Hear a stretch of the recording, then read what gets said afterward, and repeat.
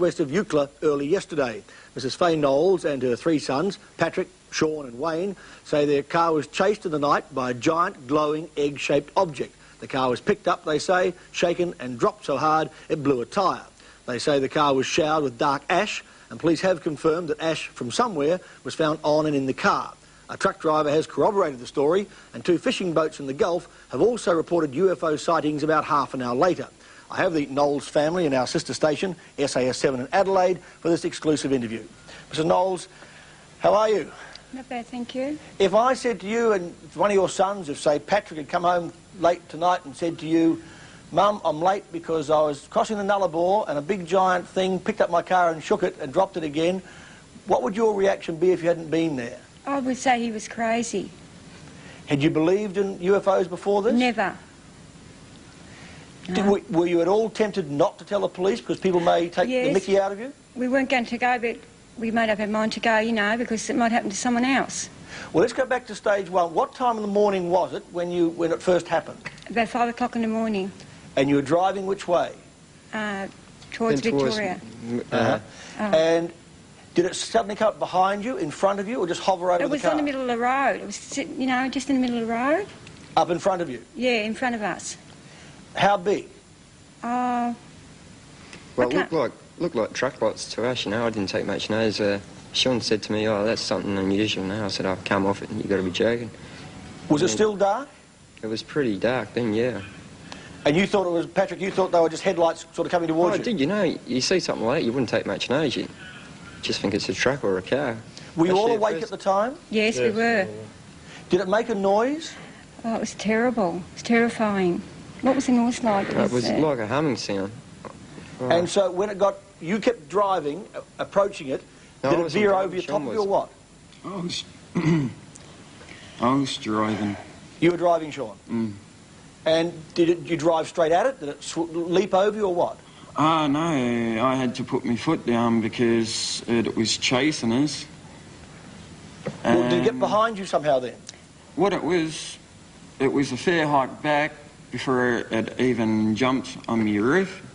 Like you explained this, like it was a fair distance back, and the next second it was on the roof. Did you hear a clunking noise when it got on the roof? Yes, we did.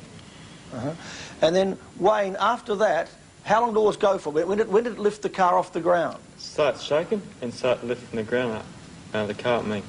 Start lifting it. What were you saying to each other? We thought we were dying. Yeah. You know, we didn't know what to do. Did you shout, you cry? Or? I was screaming, I was in hystericals. We were talking like aliens. Explain this.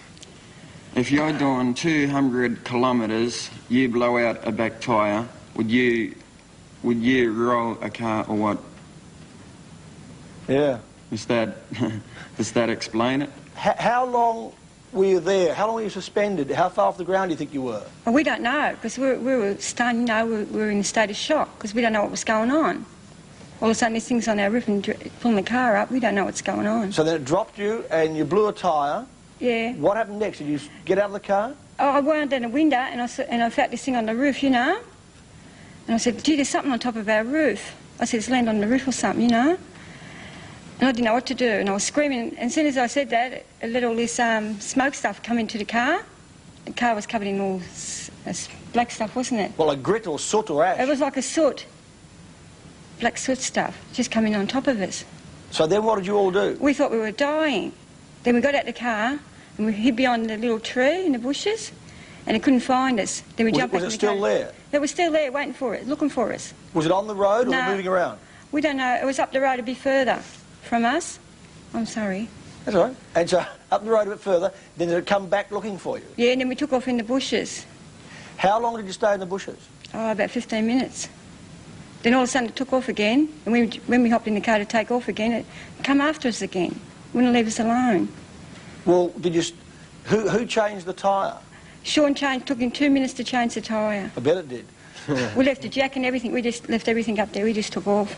And at that stage, did you think you were involved with a flying saucer? Yes, we really did. We said we're dead. You know, we thought we were really dying. The question this morning that possibly the argument against it, whether it was UFO or not, that possibly it was a freak. It was what they call ball lightning. Do you believe that? No, that's not true. No way. No way. If it's happening for about an hour and a half, I doubt if it's a ball. Do you think all this went on for about an hour and a half? It went on for about an hour and a half. Wouldn't leave us alone.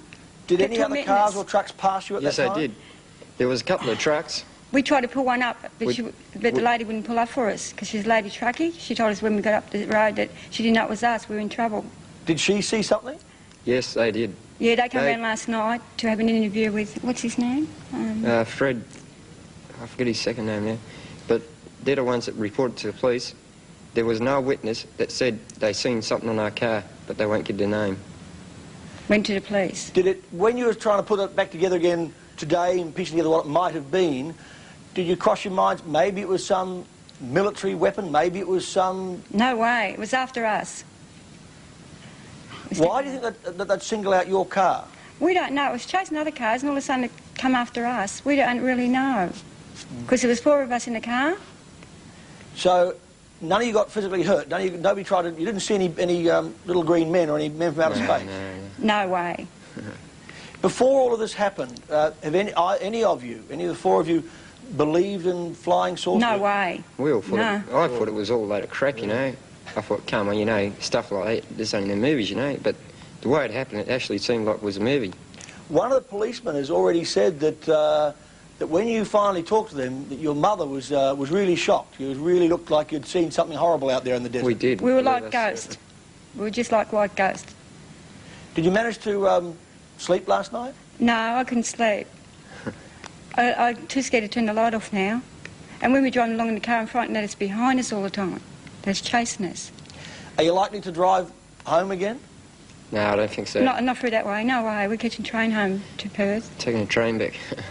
Now, the ash that was on the car and in the car, was the ash still there when you got to the police station? Yes, we left everything. They said not to clean it, don't do nothing with the car.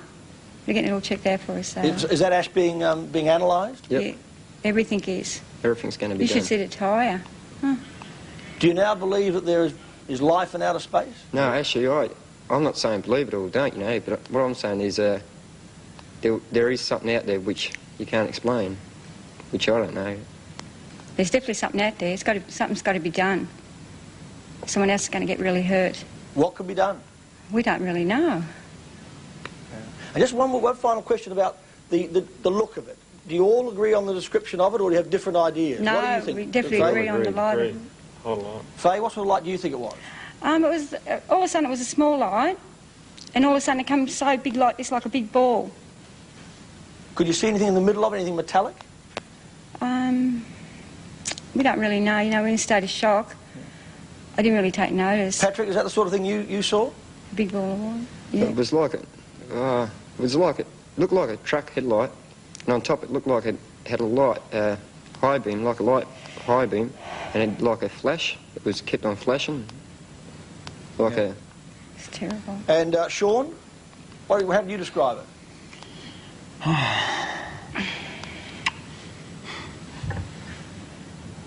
Sean? You'd rather not remember? Yeah, that's right. Yeah. All right, we'll leave it at that. I thank you for your time. That's okay. Bye-bye. Bye. That's the Knowles family, and as with all UFO stories, believers will believe and non-believers will scoff perhaps. I've said before, it's always intrigued me when people claim to have been taken away by little green men and flying saucers, that they always go for corn farmers from Iowa and never for a Nobel Peace Prize winner or a military genius.